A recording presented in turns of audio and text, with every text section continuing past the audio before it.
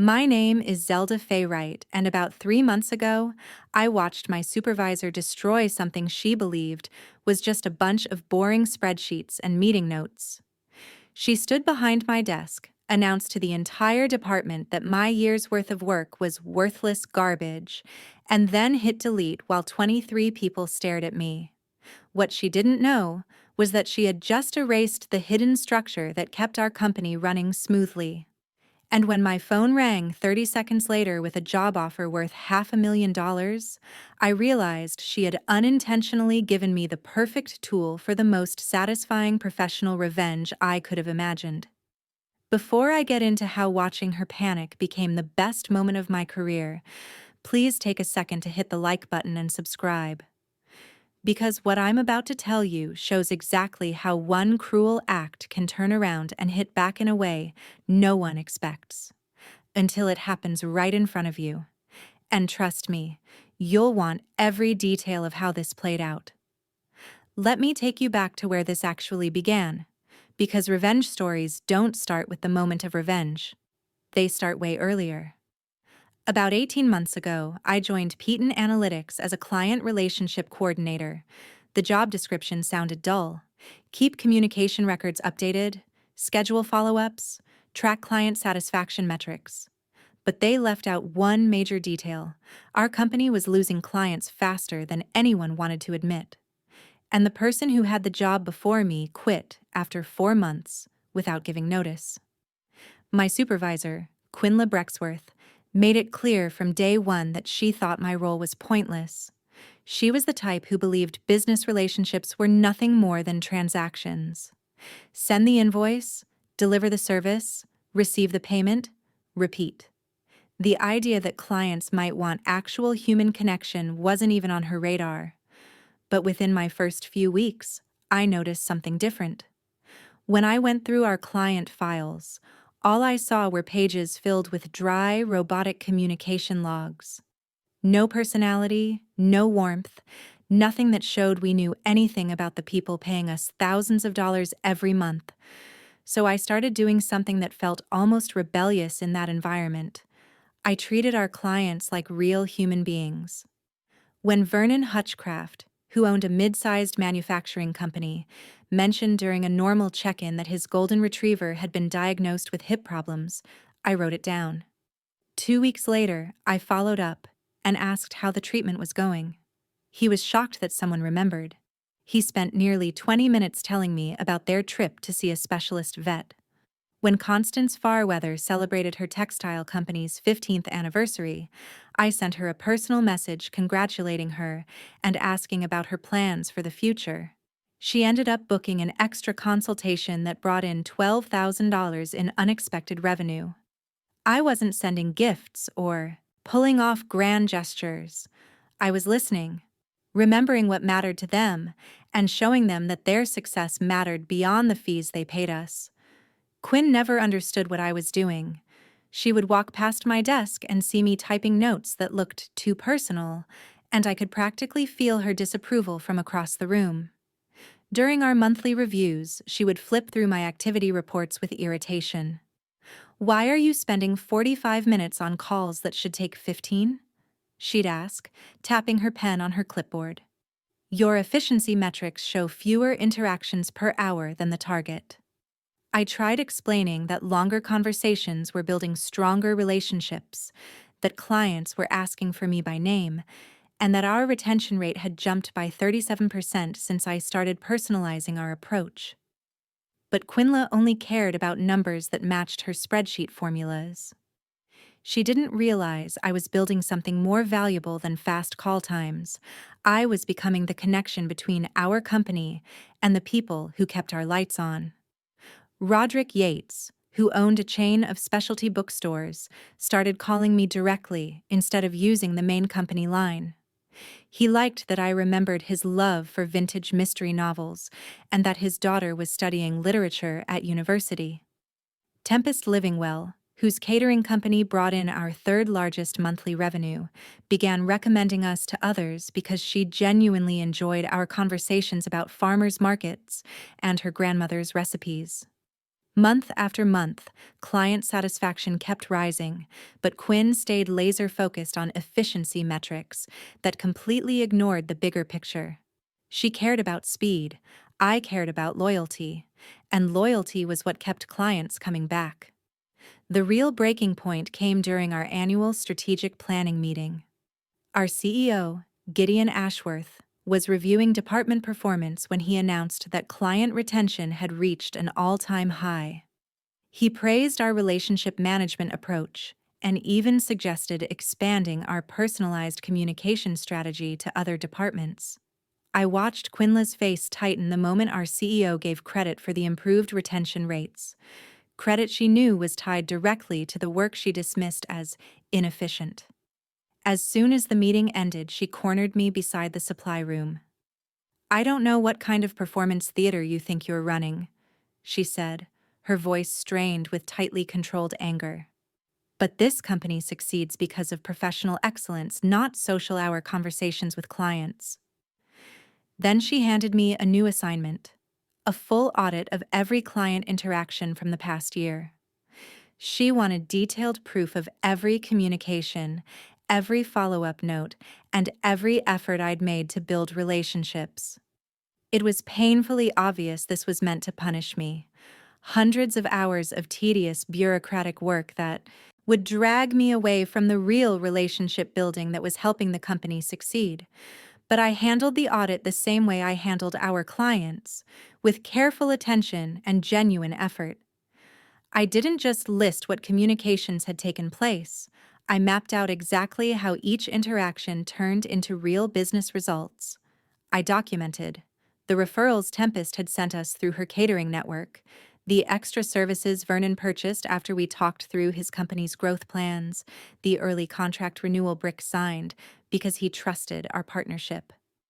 By the time I was done, the audit was 53 pages long and showed over $200,000 in additional revenue that came directly from personalized client communication. Everything mattered. Every conversation about a family celebration, every thoughtful follow-up, every note about something going on in a client's life. These weren't unprofessional distractions. They were the reason clients stayed with us instead of jumping to competitors who sounded cold and generic. I was proud of that audit. It was the clearest proof of what I'd built, which made what happened next so much harder. On a Tuesday morning in late autumn, Quinla called a full department meeting. She said we were going to review our client relationship protocols and that my audit would be used as a case study. I honestly thought she'd finally accepted the value of what I'd done. Instead, she had me project my audit on the conference room screen, and then she began to tear it apart in front of everyone. She scrolled through months of work and called each personal note, each remembered detail, each thoughtful follow-up, an unprofessional boundary violation. "This is exactly the kind of inefficiency that undermines our service standards," she declared. "Personal chit-chat about pets and hobbies has no place in business communications." I felt heat spreading up my neck, while 23 coworkers watched her attack the very methods that had saved our client base. She twisted my biggest achievement into an example of what not to do.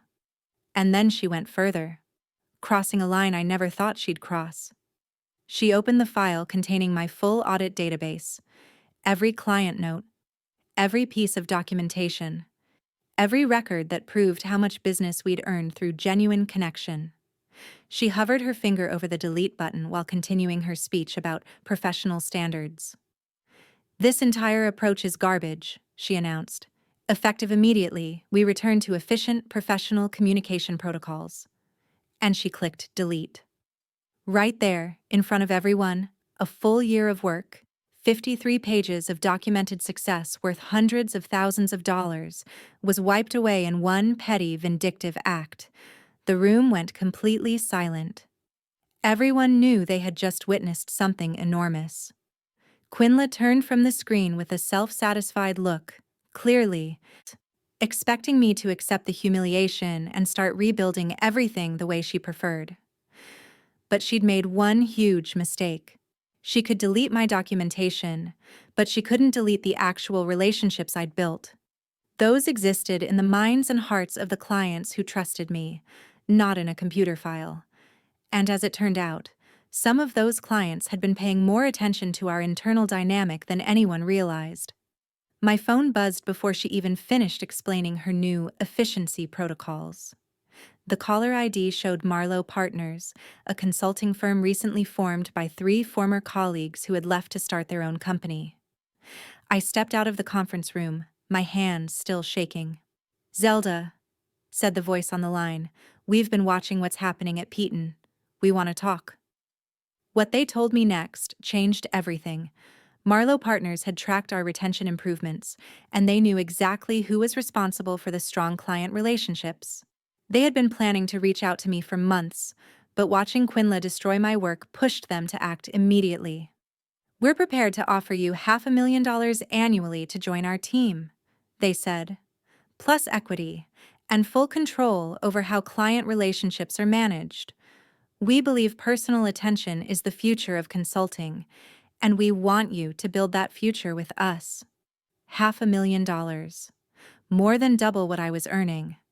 And, more importantly, from people who valued what Quinla dismissed as worthless. Yet the best part of their offer wasn't the salary. "We know you can't take any proprietary information from Peaton," they continued, "but client relationships are built on trust, not on databases. If you join us and clients choose to work with someone they trust rather than someone who treats them like numbers, that's just a natural result of different business philosophies." I understood exactly what they meant. They weren't asking me to steal anything. They weren't asking me to break rules. They were telling me something simple, powerful, and true. If you respect people, they will follow you. They weren't telling me to take anything from Peaton. They were simply pointing out the truth. If I left, and clients chose to follow the person who remembered their dog's health problems or their daughter's college plans, that was entirely their decision. When I walked back into the conference room, Quinla was still lecturing the team about professional efficiency standards. My coworkers stared down at their hands, their notes, anywhere except at me. Everyone in that room had felt how wrong the situation was, even if no one dared say it. She noticed me re-enter and paused. "Do you have questions about our new communication protocols?" she asked sharply. I looked around at the people I'd worked with for 18 months. Then at the blank screen where my audit, the work she had destroyed, had been displayed. Finally, I looked back at Quinla, who waited with that same expectant, self-righteous expression. "Actually," I said, "I have something to announce." What happened next would become the most satisfying moment of my entire career. But before I get to that final blow, you need to understand something important. Because the revenge that followed wasn't something I planned. It was something she created herself. By deleting my relationship-building records, she removed the only thing keeping our largest clients from reconsidering their contracts. She thought she was wiping out inefficiency. In reality, she erased the foundation of loyalty that took a full year to build and could disappear in a matter of weeks. So when my phone rang with that $500,000 offer, it clicked instantly. She had just handed me the key to the cleanest, most effortless revenge imaginable. All I had to do was let natural consequences take over. "I'm resigning from Peaton Analytics effective immediately," I said, keeping my voice steady even though adrenaline was surging through me. "I'll be joining Marlowe Partners as their Director of Client Relations." The conference room froze. You could hear the hum of the air conditioner and the soft, nervous clicking of someone's pen. Quinla's expression collapsed. First confusion, then disbelief, and finally something close to panic. You can't just quit in the middle of a department meeting," she sputtered. "There are protocols, notice requirements, transition procedures."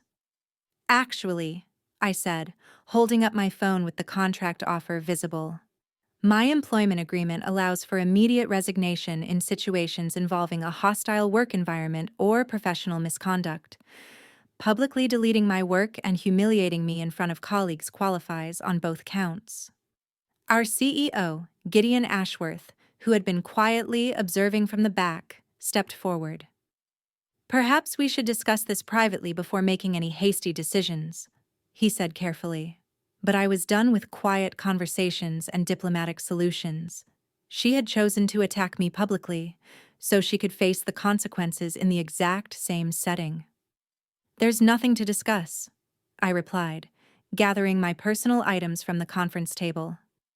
"My decision is final," I said. "I'll submit the formal resignation paperwork within the hour." As I walked toward the conference room door, I could feel 23 pairs of eyes tracking every step I took. Some coworkers looked stunned. Some looked impressed. A few looked like they were mentally updating their resumes. Behind me, Quinla called out, her voice pitched higher than usual. "You're making a huge mistake. Marlowe Partners is a startup with no proven track record. You're throwing away real job security over some fantasy that relationship building matters more than professional standards." I paused in the doorway, turned back, and met her stare. "We'll see which approach ends up being more valuable," I said. Within 24 hours, I had cleaned out my desk, finished my exit interview, and stepped into my new role at Marlowe Partners. The office was smaller than Piton's, but it was buzzing with energy. People who were genuinely excited about building something fresh and forward-thinking in the consulting world. Most importantly, I was finally working with people who understood that strong business relationships come from real human connection, not from rigid efficiency charts and rehearsed scripts. But the true confirmation that I'd made the right choice came over the next several weeks, as the natural consequences of Quinla's choices unfolded with almost surgical precision. I never contacted a single Peton client. I didn't send messages. I didn't pitch anything. All I did was update my professional profiles to show my new position, and then I continued being the same person who had spent a year earning clients' trust. The first call came on Thursday morning, just 3 days after I joined Marlowe Partners.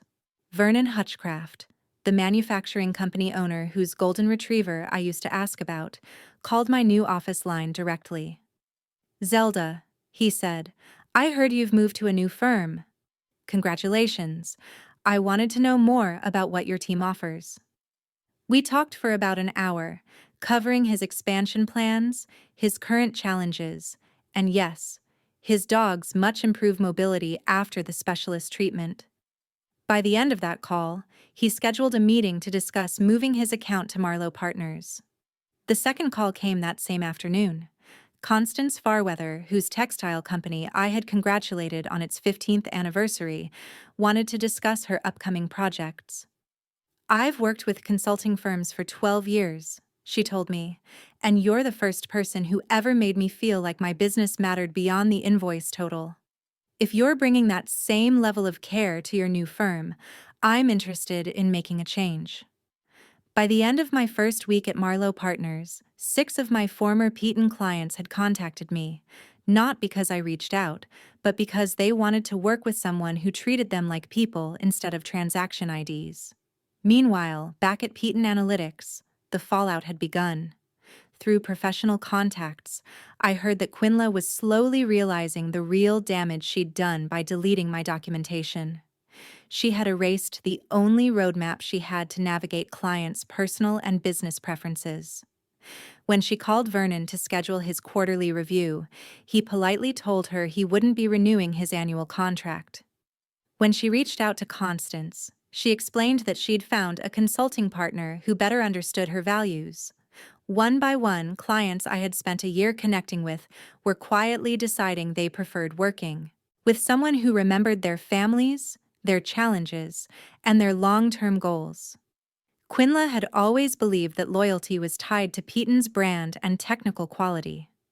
She was learning, painfully, that loyalty is built on trust, not spreadsheets. In the third week after I left, I received a phone call that highlighted just how badly things were unraveling. Roderick "Brick" Yates, the The bookstore chain owner, who always bypassed Peyton's main line to call me directly, had something he wanted me to know. "Quinla called me yesterday," he said. "She wanted to know if there were any service problems causing me to consider switching firms." He chuckled, but it was a frustrated, tired sort of laugh. "When I told her I chose to follow you because I trust our connection, she actually argued with me. She said business decisions shouldn't be based on personal chit-chat about books and family. She said I was being emotional instead of rational. Can you believe that?" That phone call summed up the entire problem. Even with clients clearly choosing personal connection over standardized scripts, she refused to adjust her mindset. She was still trying to lecture people on how they should choose their own consulting partners. By the end of my first month at Marlowe Partners, 14 former Peyton clients had either fully transitioned to our firm or started discussions about doing so. These weren't minor accounts. They represented more than 60% of Piton's annual revenue. And I hadn't recruited a single one of them. I simply answered when they called, remembered the details of their lives and businesses, and continued offering the same genuine connection that had formed our original relationships. Marlowe Partners was thriving beyond its most optimistic projections, while Peyton Analytics was facing the worst client retention crisis in its history. The most satisfying part wasn't the money or the career growth, though both were incredible. The real satisfaction came from knowing that Quinla herself had created this entire disaster by refusing to value what clients actually wanted. She could have supported my relationship-building approach. She could have paid attention to the improved retention rates and the surge in client satisfaction. She could have acknowledged that personal attention produced measurable results. Instead, she chose to publicly humiliate me and delete work that represented hundreds of thousands of dollars in loyalty. In her mind, efficiency mattered more than evidence. 2 months after my exit, I heard through professional contacts that Gideon Ashworth had called an emergency board meeting. Peyton Analytics was on the brink of layoffs, operational downsizing, and potentially selling to a larger firm just to survive. Quinla, once so confident in her metrics-driven philosophy, was now scrambling to explain the loss of their largest accounts within 8 weeks. At first, she tried to blame me, claiming I had poisoned client relationships or acted unethically to steal accounts. But the timeline exposed the truth. Clients didn't leave the moment I resigned. They left after trying to work with Quinn's rigid, impersonal system and realizing they preferred being treated like human beings. The board's investigation confirmed what I had known all along. Clients choose consulting partners based on trust, communication, and genuine connection, not on how quickly their calls get categorized. Quinla had dismissed relationship building as unnecessary small talk. Now she was learning the cost of that belief through a full-scale client exodus. 3 months after I resigned, I received the phone call that completed this entire arc of poetic justice. Gideon contacted me directly to discuss what he called a potential partnership opportunity. He wanted to know if Marlowe Partners would consider acquiring Piton Analytics' remaining accounts and possibly hire some of their staff during what he described as a strategic restructuring. The same company that had labeled my relationship-building work as inefficient garbage was now hoping to sell their last assets to the firm built on exactly the approach they rejected.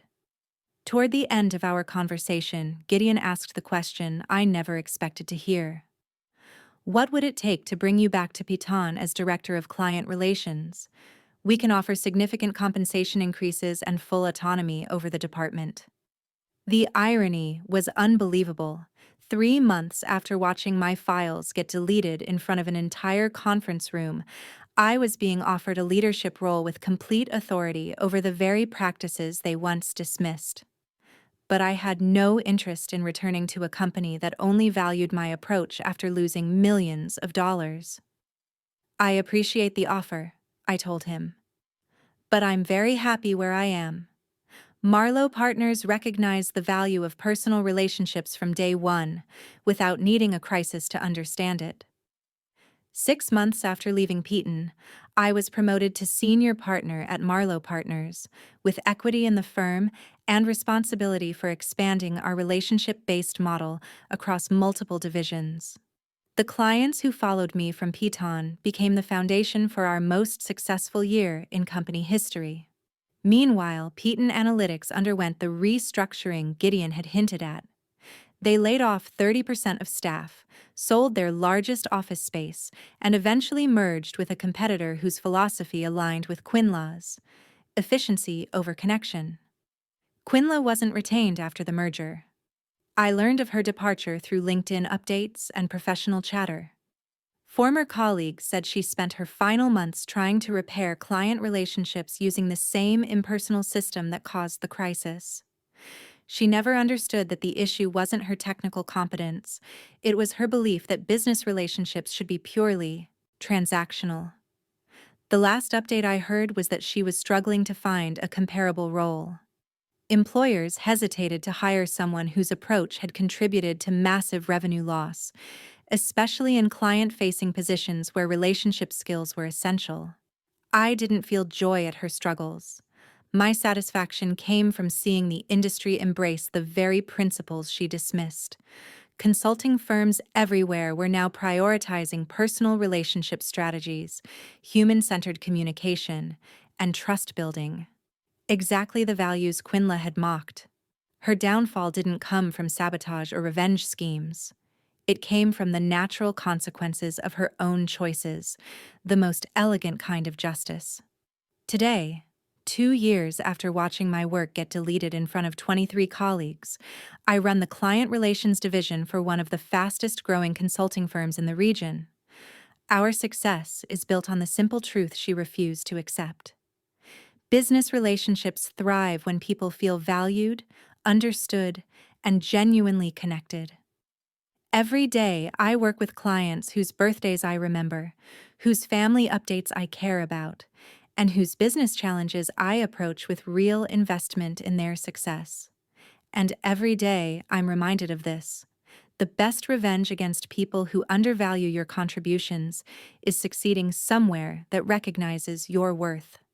Quinla thought she was deleting inefficient documentation. What she actually deleted was the only thing holding her professional world together. Sometimes, the most satisfying revenge is simply stepping aside and letting people face the consequences of their own terrible decisions while you build something better elsewhere. If this story resonates with you, or if you've ever had your work undervalued by someone who didn't understand its importance, I'd love to hear your experience in the comments. And if you enjoyed this story of workplace karma unfolding naturally, remember to like the video and subscribe for more stories where the downfall writes itself.